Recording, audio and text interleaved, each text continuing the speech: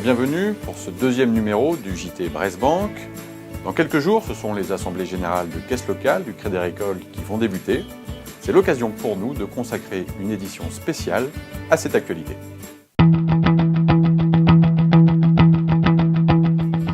Pour ce numéro spécial, je reçois Christian Talgorn, le président du Crédit Agricole en Bretagne. Monsieur Talgorn, bonjour. Bonjour. Merci d'avoir accepté notre invitation. Alors, est-ce que vous pouvez nous expliquer déjà qu'est-ce que c'est que le Crédit Agricole en Bretagne ?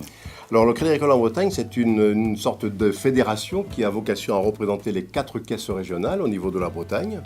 Je vous rappelle que les 4 caisses régionales ont décidé de rester en autonomie complète. On a refusé en quelque sorte la fusion, qui était un système un peu mis en place dans le groupe, pour garder ou se mettre en place au contraire en coopération, à savoir que nous sommes en totale autonomie, mais un certain nombre d'éléments méritent d'être vus ensemble. D'accord. Alors le Crédit Agricole va avoir ses assemblées générales là, dans quelques jours. C'est un moment que vous appréciez particulièrement, c'est un moment important pour vous.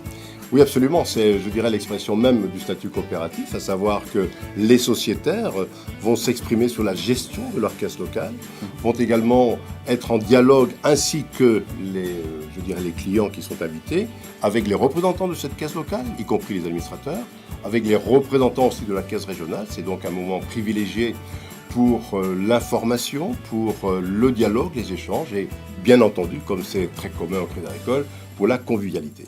D'accord. Alors c'est un moment clé dans votre modèle de gouvernance, le système coopératif. En quoi ce système est-il pertinent aujourd'hui ?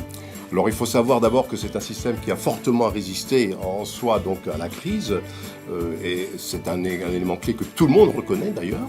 C'est aussi un système démocratique, il ne faut pas oublier que lors des votes pour les représentants, nous sommes dans un système d'un homme, une voix. Et surtout, s'il faut voir la finalité de cette organisation, c'est bien de financer l'économie réelle, celle du territoire sur lequel les hommes et les femmes vivent, avec aujourd'hui un élément majeur, c'est de participer véritablement à la défense de l'emploi. Et c'est aussi, bien entendu, un système extrêmement utile, c'est l'élément clé de notre raison d'être, je dirais, et ça manifeste fortement la primauté véritablement de l'humain sur le capital.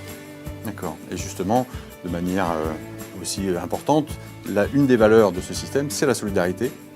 Alors qu'en est-il aujourd'hui de cette valeur ? Alors c'est vrai que nous sommes une entité qui finançons l'économie dans son ensemble, mais qu'il y a aussi un volet un peu plus économie sociale qui va s'exprimer sous une forme de solidarité. Nous avons de multiples exemples, je ne veux pas ici en faire le catalogue, mais par exemple nous avons ce qu'on appelle le point passerelle qui consiste à aider les personnes qui sont en difficulté suite à un accident de la vie.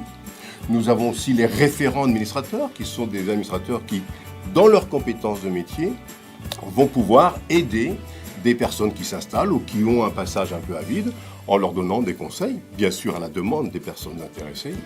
Nous avons encore ce qu'on appelle les fonds mutualistes dans chaque caisse régionale qui consiste à partir des 2 centimes que nous collectons à partir de l'usage de la carte sociétaire, d'établir un fonds qui va être dédié à des actions multiples, dont certaines formes de solidarité.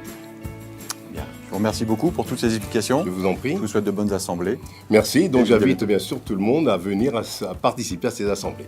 Évidemment. Merci.